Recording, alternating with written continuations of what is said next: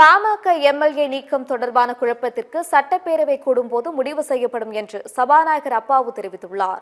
PMK MLA அருளை கட்சியில் இருந்து நீக்குவதாக அன்புமணி அறிவித்தார்.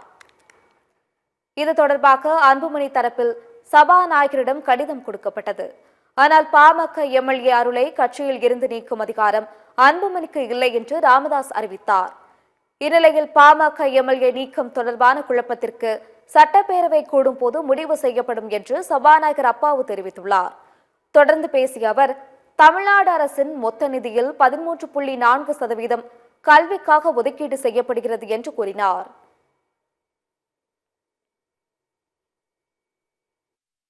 கிட்டத்தட்ட மொத்த வரவு செலவு திட்டத்தில் 13.4% கல்விக்காக நம்ம என்ன செய்யிருக்கோம், செலவு பண்ணியிருக்கோம்.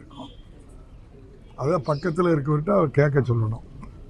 மருத்துவமனை மதுரையில் அதை இப்போ கட்டி திறக்க வருவீங்கன்னு கேளுங்க. 10 வருஷம் ஆச்சா மோடி ஐயா அடிக்கல் நாட்டி அதையும் கொஞ்சம் திறந்துட்டு போங்க கட்டி. அது அவங்க தவப்பு மக விவகாரம், தாய் பிள்ளைகள் அவங்க பார்த்துக்கிடுவாங்க.